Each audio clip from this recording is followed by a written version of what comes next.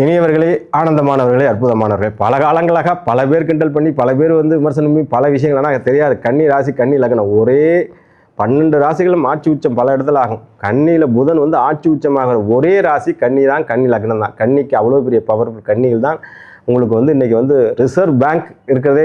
Reserve bank இன்றைக்கி உலக பொருளாதாரம் சுவிட்சர்லாந்து இருக்குல்ல, சுவிட்சர்லாந்து கன்னிராசியோட ஆதிக்கம் பெற்றது. பொருளாதாரத்தை பணத்தை கொட்டோன்னு கொடுக்குறது சுக்கிரனாக இருந்தாலும் புத்திசாலித்தனத்தையும் இன்டெலிஜென்ஸையும் கொடுக்கறது கன்னிராசி. ஆனால் பல பேர் அதை விமர்சனம் பண்ணிட்டா கன்னிராசிக்காரர்கள் அப்படி ஒரு அர்ஜுனே கன்னிராசியில் பிறந்தவன் யாரோ எவ்வளோ பேர் சொல்லலாம். அப்படியாப்பட்ட கன்னிராசி நண்பர்களுக்கு பல காலங்களாக உருட்டலாம் மிரட்டலாம் என்றவர்களுக்கு அவ்வளோ பெரிய யோக காலங்கள் வருது. ஏன் சார் இப்படி சொல்கிறீங்க? கன்னிராசி 11 குரு. எந்த ராசிக்கும் பார்த்தீங்கன்னா உச்சத்தில் 12 11 உச்சத்தில் உட்காது. கன்னி ராசிக்கு அந்த மாதிரி யோகம் இருக்கின்றது.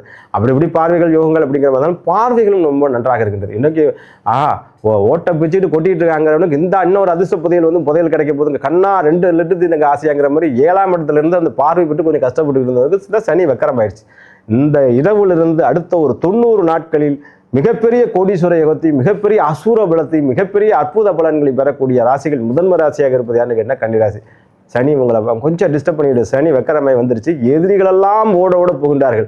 போரில் எப்படி அர்ஜுனன் எல்லாரும் துரத்தி அடிச்சு போரில் ஜெயிச்சானோ அது மாதிரி கன்னிராசி கண்டர்களாம் வம்பு வழக்கு எல்லாத்திலிருந்து ஜெயிச்சு கொடி நாட்ட போகின்றீர்கள். கன்னிராசி நண்பர்களே, உங்களுடைய வசந்த காலத்தை பயன்படுத்திக் கொள்ளுங்கள். உங்களுக்கு யோக காலங்கள் இருக்கின்றதா என்பதை பயன்படுத்திக் கொள்ளுங்கள். லக்னம் என்ன, உங்களோட ராசி என்ன என்பதை பார்த்துக் கொள்ளுங்கள். கண்டிப்பாக ஒரு தடவையும் பட்டமங்கலம் குரு சென்று விட்டு உங்களுக்கான ஜோதிலிங்கமான பீமாசங்கர், மகாராஷ்டிராவுக்கு பீமாசங்கர், உலகத்திலேயே ருத்ரபாதம், அதாவது பார்த்தீங்கன்னா விஷ்ணுபாதம் இருக்கிற இடம் பார்த்தீங்கன்னா இங்கேருந்து கயாகுமம் ருத்ரபாதம் இருக்கிறது.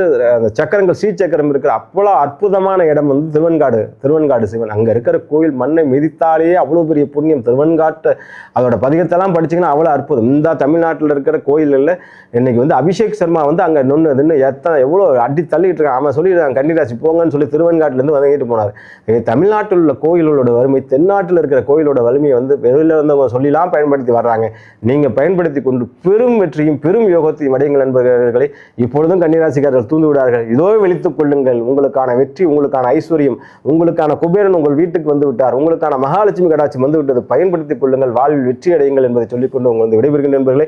மேலும் உங்களுடைய ராசி நட்சத்திரம், உங்களுடைய ஜோதிட ஆலோசனைக்கு உங்களுடைய கன்னிராசிக்காரர்கள் பிரம்மாண்டமான வெற்றி அடைவதற்கு சூட்சம பரிகாரங்கள், கோயில் பரிகாரங்களுக்கு கீழே உள்ள எண்ணை தொடர்பு கொள்ளுங்கள். அமிர்தகாராய எப்பொழுதும் உங்களுக்கு உதவி செய்ய தயாராக இருக்கின்றது.